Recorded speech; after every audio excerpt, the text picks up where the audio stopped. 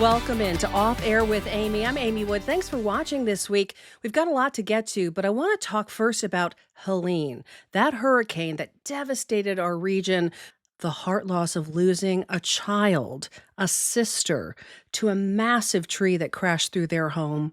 The Fletcher family has been so kind. They talked to us at the time it happened, and they're talking to us again. I have the Fletchers with me. Ronnie and Autumn are here.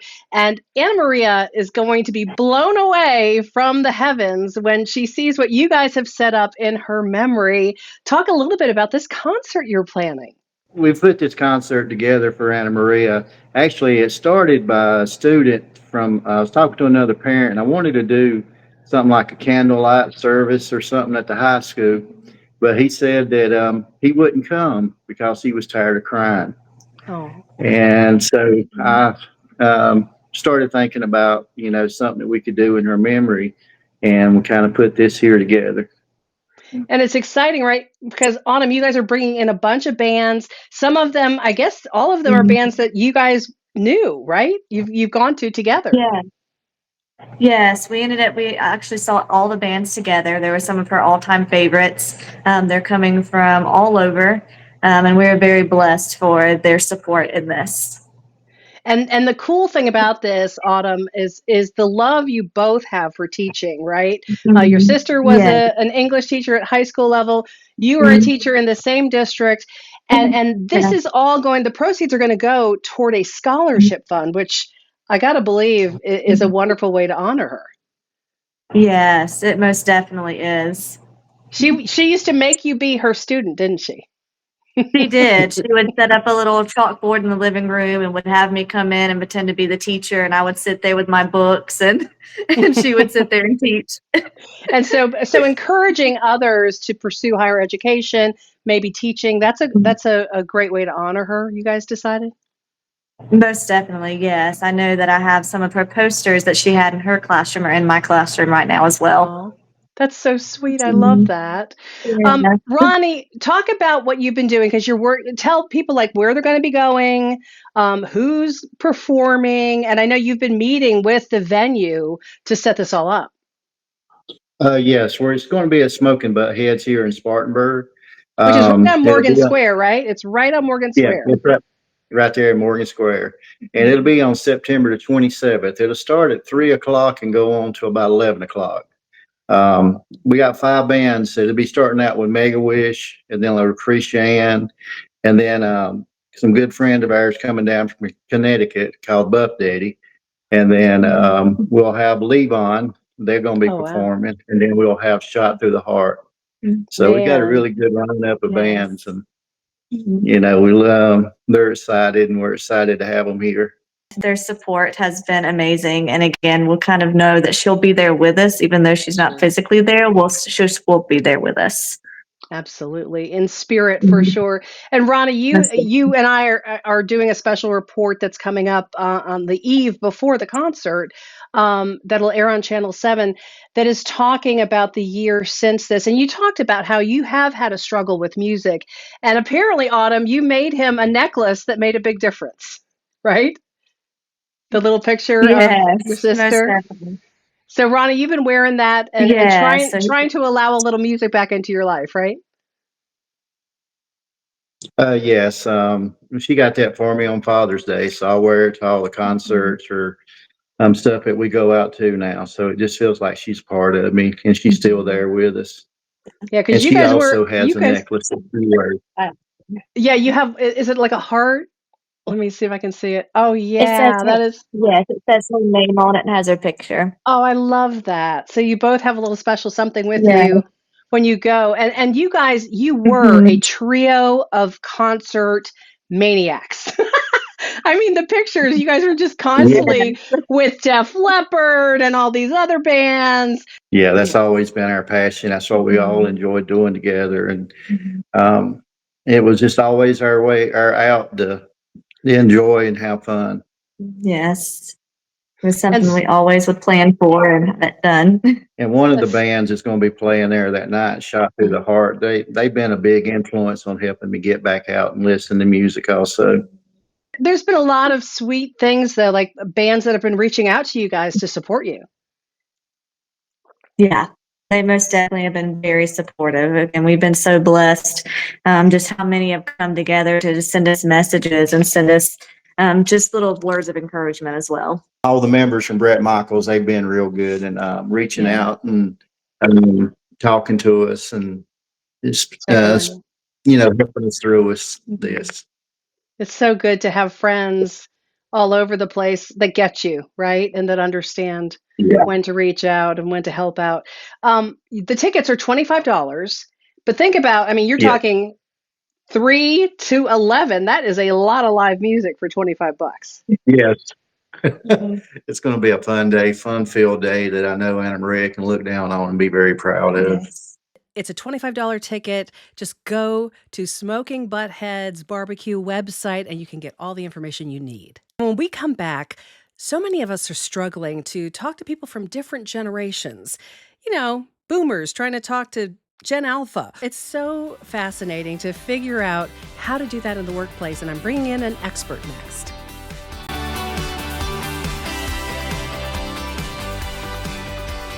To try to figure out the generations and how they weave and intertwine in the workplace, I've pulled in the expert in the upstate on the subject. This is Kamber Parker Bowden, who is a friend. We've talked before, and you've done a lot of evolving with your business, because I think, Kamber, you kind of got it early, that there was an issue with young professionals at the beginning, and now all those young professionals in the workforce are trying to figure out how they fit in. We older folks are trying to figure out how to connect and communicate and get the best out of everyone. So talk a little bit about what's happened with the evolution of your business. Yeah, thank you so much for asking, Amy, and for having me on the show. I'm really excited Yeah. to be here. So, yes, I do feel like I kind of got onto this topic early, but it was very organic. It all happened because of my first career out of school. I was working at a Fortune 500 insurance company, and I left after 10 months. I was very disillusioned, and I decided, I'm gonna start a blog because I left after 10 months thinking I would be somewhere forever. All of my peers are leaving their jobs after 6, 12, 18 months. Like something is happening here that Yeah. I wasn't aware of. And I'm also hearing what senior leaders are saying. Yeah. And that was really the origin of my business, was a blog where I posted weekly videos and posts. And after a while, I had hundreds of interviews from young professionals who were telling me things that businesses needed to hear. And so that was how it all started. I took the business full time about 3 years ago. That was when we opened up the doors Wow. to consulting clients. And now, I travel all over the world to speak and train, bringing the data that really started from those original interviews. We have since matured the way we collect our data, Yeah. but I realized there was this need, and then I was able to build a team to help get there. So that's kind of how it happened, but very organic, Amy. And I'm just lucky that I get to do something like this every day. I think it's really cool because there's a lot of, shall we say, negativity or sort of a negative look at the issue. It's a challenge. I would rather look at it as a challenge and an opportunity. And I think that's the way you've kind of taken it. You've turned it into a way to bring out the best in everybody. So talk a little bit about, first of all, we older folks, what should we be thinking about? What kind of mindset should we have as we approach getting along with our younger peers? Yeah. So, and I call you experienced professionals. Thank So you. just we'll use that experienced talent.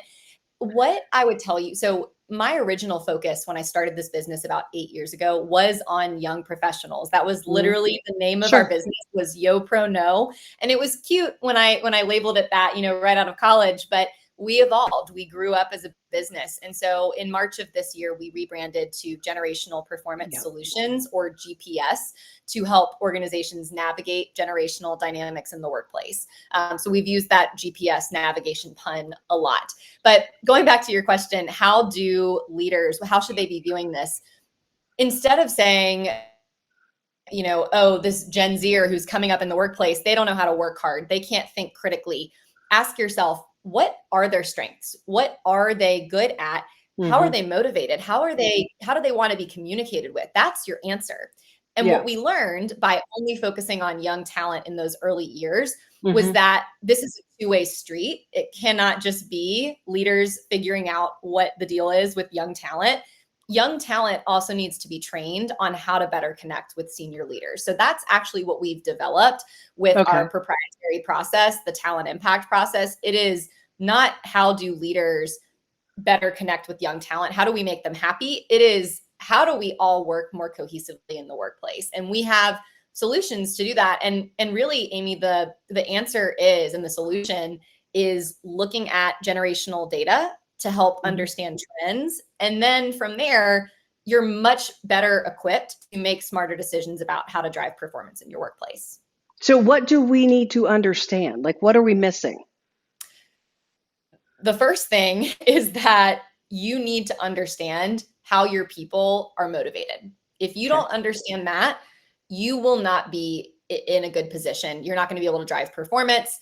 I hear so often from leaders, we just don't understand each other. We're speaking a different language. So speak the same language. How do you do that? It's by getting really, really specific on how your team communicates. Is there a communication guideline? Do you know how everybody on your team actually communicates?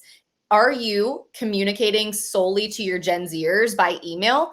If you are, our data that you can find on our website will tell you that Gen Z isn't looking at their email as much as millennials.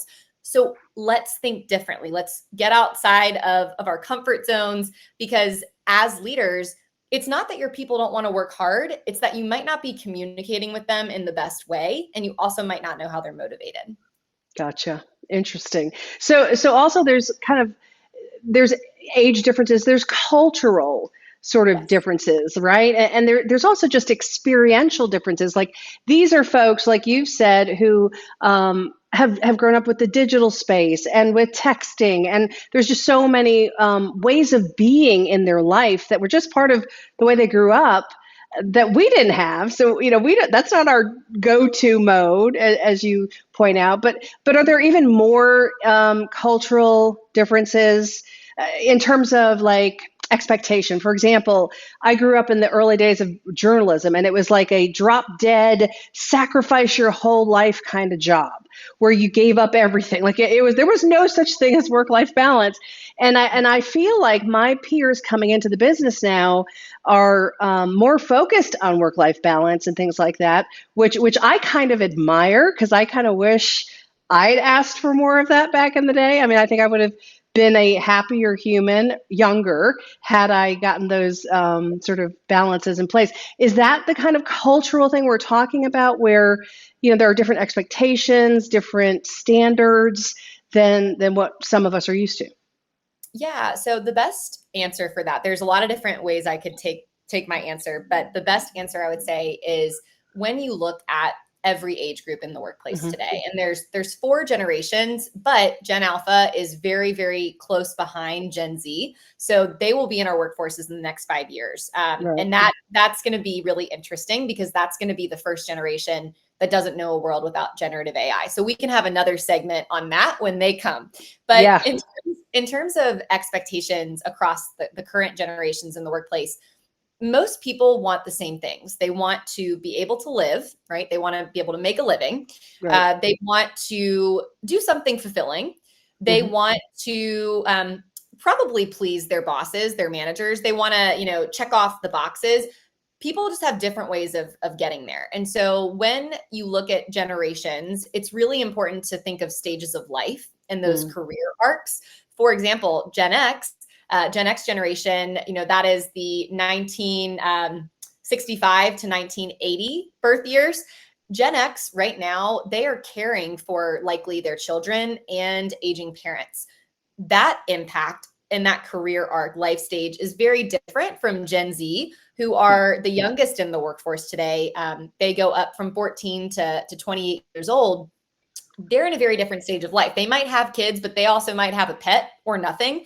So their needs are going to be really different. And so when you understand not just the generational traits, but like what is going on in their life, their expectations are going to be different. I have found from all of our research over the years that regardless of how old you are, everyone wants flexibility. It might look a little bit different. And so my encouragement to leaders and just employees listening to this or watching this, get to know what those drivers are, get to know what are their expectations. The best time to do that is at the very beginning, like coming into an interview. Find out how they communicate, their top communication preference. Find out what really drives them. Is it compensation?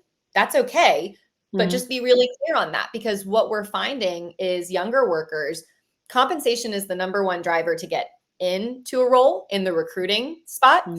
But when it comes to staying at a company, it drops about 3 points, and you start to see growth opportunities rise up. You see benefits, but it's not just your typical 401k health benefits. You're talking pet insurance, you're talking PTO.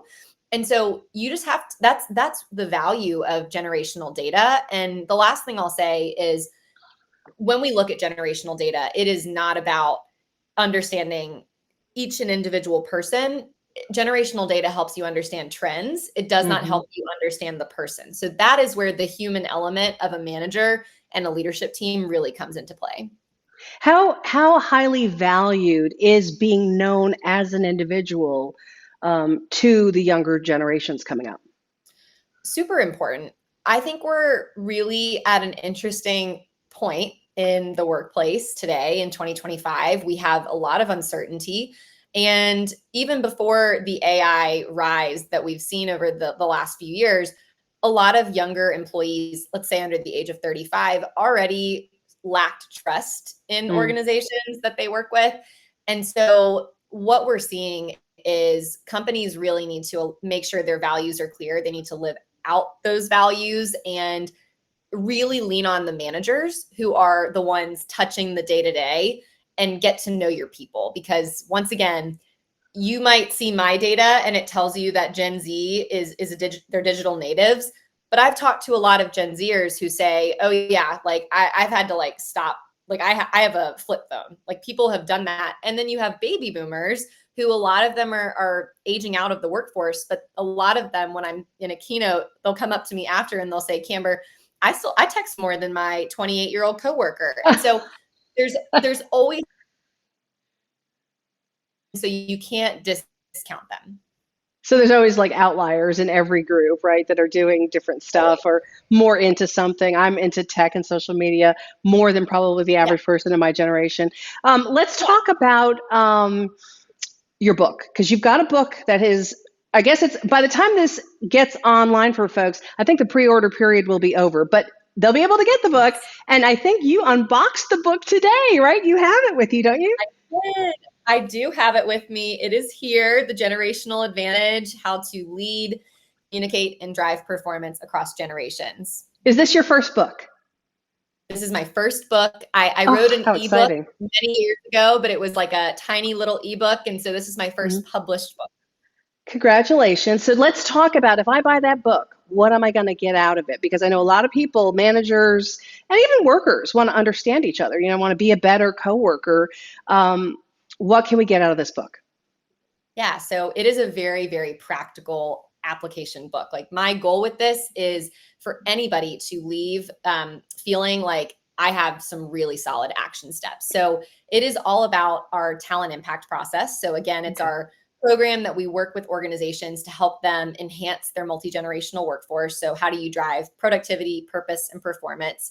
And what they're going to get out of it is, at the end of each chapter, I will show you, because I'm just really excited about it. There are key takeaways at the end of each chapter. There's 5 action steps for you to like immediately apply. And then my personal favorite, there is a secret download page that you only get access to if you purchase the book. And there's downloads for each chapter. So a company can really start applying what they learn in each chapter at the end of the book. And so this book is designed for managers, designed for leaders who are looking to really prepare for the next decade, the next decades. And I try to make this a timeless book. So yes, the generations will shift, they will change, but the principles of this book will stay the same, and generations will continue to evolve. I am guaranteeing that generations are going to get smaller and smaller because of the rise of rapid technology, but Sure. the objective is this is timeless. And so leaders can come back to this on an ongoing basis and really start to see results. So let's imagine you as an individual doing this pivoting that you've done, like noticing a problem and then creating an entire career path for yourself. How unique is what you're doing at this point? I mean, this has got to be a very new field, right? It is. And I think that's why, I've been doing this for 8 years, like 3 years full time. And so that might seem short, but it's been a labor of love for many years. When I started this, I don't think I knew how big it would become and how big Sure. this field would become, but it's gotten pretty big. And there are a lot of generational speakers out there today, but I really do, like a classic person coming on air and saying, we're different, right? But I do really feel that we are different because we collect our own data. There's a lot of generational data out there, and it's not all accurate. And so I like to say that, we have our own data. And so in each chapter, we share 3 to 4 case studies of clients and experiences that we've had. So it's not just Kamber talking to the reader. It is true data. And so I think that gives us a layer of credibility, which is really great. And we also don't focus on the differences. We really focus on those strengths. Like you will never hear me go up to the front of an audience and say, this is why baby boomers do this. And this is why Gen X, there's nothing wrong with that. But we're trying to really give people actionable items to take with them. So what I love about what I do is almost at the end of every keynote, workshop, training, a leader will come up to me and say, you got me to change my mind. Like my mindset. I love that. I'm not trying to change anybody's beliefs, but I am trying to move the needle, because what I talk about in this book is my goal with GPS and with YoProKnow back in the day has always been the same. It's how do we create a world so that when Gen Z, who are the youngest in the workforce today, when they get to be in the current baby boomer seats, when they're the oldest, the more senior tenure in the workplace, what would it look like if they didn't look at the youngest generation through this magnifying glass? What if they looked at them? And the more leaders can do that, the better I think our workplace will be. That's exciting. A mind shift can mean a lot to people. When you look at something differently, instead of it being a problem, it being an opportunity, instead of it being, well, here's what's wrong with this, it's here's the strength in that, which that's a whole different outlook. So if you have somebody watching, one of the younger folks out there who's trying to figure out how to get along with somebody like me, and they're thinking, because there's a lot of stuff on the internet right now that's saying, young workers and the up and coming generations are going to have so many different jobs, and they may be even more entrepreneurial than we've ever been in terms of noticing, like you did, a problem and then turning that into your opportunity and your business, so to speak. What's your advice to somebody who has that moment like you did? It seems like you did it in a safe way where you chose to sort of keep doing what you were doing and start to develop this. I mean, tell a little bit about what the advice is for someone who's trying to go that entrepreneurial path. Yeah. So I definitely I had to go the safe route because I needed to, pay my bills, pay rent. And it wasn't until I felt like I had a few clients under my belt that I made the leap. But what I will say is the biggest benefit to me has been getting plugged into this community. I was fortunate to get plugged in early. Great organizations in town, like the Chamber, like Next Gen, they really lifted me up. And I feel very fortunate that this young in my career, I have some really strong people behind me who opened the door for me. And that's why we're here. So I think for anybody listening who is maybe inspired, you have a lot of opportunities, more so than I even did with ChatGPT, with AI, like AI tools right now. That's why we're seeing this rise in Gen Z entrepreneurship. It is significant. Like I feel like every day I see a new company that started. There's some stat there's 100 new businesses that are being created as we speak. And that's what I want leaders to think of when they think of the younger generation. Like there's a lot of ideation, a lot of innovation that we can only grow from. So that's my advice. Like, get plugged in with the right communities. It sounds very cliche, but don't fear the jump. Like, I think as a young professional, if you can take a risk, when you're early in your career, it's scary, but it has certainly paid off for me. Thank you so much for watching this week. We're so glad you're with us, and I'll see you again really soon.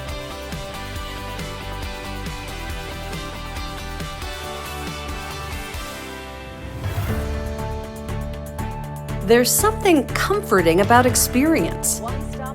It prepares you, makes you wiser, ready for anything. That's why 3 decades later, I still love to keep you informed. Your trust is everything. Watch Amy Wood on 7 News. Weekdays at 4, 5, and 6 p.m. We want to get to that immediately.